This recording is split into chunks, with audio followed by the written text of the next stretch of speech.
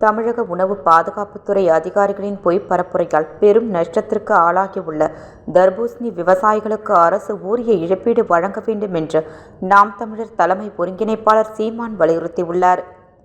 தமிழக அரசின் உணவு பாதுகாப்புத்துறை அதிகாரிகள் ஆய்வு என்ற பெயரில் தர்பூசணி குறித்த தவறான தகவல்களை பரப்பியதால் விற்பனை குறைந்து தர்பூசணி விவசாயிகள் கடுமையாக பாதிக்கப்பட்டிருப்பது மிகுந்த மனவேதனை அளிக்கிறது.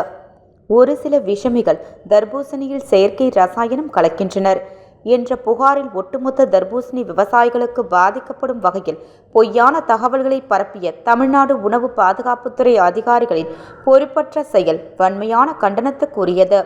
கோடை காலத்தில் மட்டுமே நடைபெறும் பெருமளவு விற்பனையை நம்பியே நுங்கு, இளநீர், பதநீர், வெள்ளரி, தர்பூசணி உள்ளிட்ட தாகம் தணிக்கும் இயற்கை பானங்களையும் பழங்களையும் உள்நாட்டு ஏழை விவசாயிகள் விளைவிக்கின்றனர்.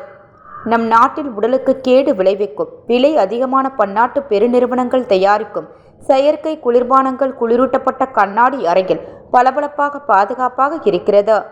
ஆனால் நம் நாட்டில் விவசாயிகள் வெயிலிலும் மழையிலும் வெம்பாடுபட்டு விளைவிக்கும் இளநீர், நுங்கு, தர்பூசணி, வெள்ளரி போன்றவை இன்றளவும் தெருவோரத்தில் கிடைக்கிறது என்பதுதான் வேதனை நிறைந்த உண்மை.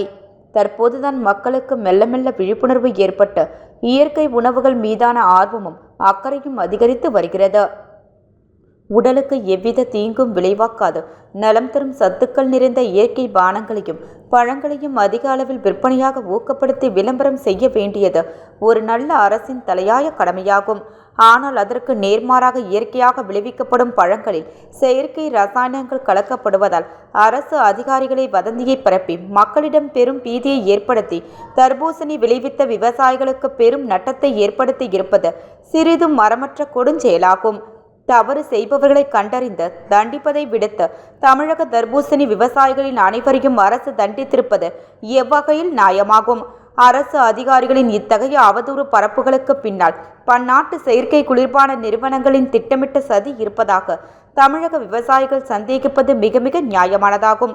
ஆகவே தமிழக உணவு பாதுகாப்பு அதிகாரிகள் பொய் பரப்புரையால் தர்பூசணி விற்பனை பெருமளவில் குறைத்து பெரும் நட்டத்திற்கு ஆளாகியுள்ள விவசாயிகளுக்கு உரிய இழப்பீடு வழங்க வேண்டுமென வலியுறுத்துகிறேன் என சீமான் கூறியுள்ளார்.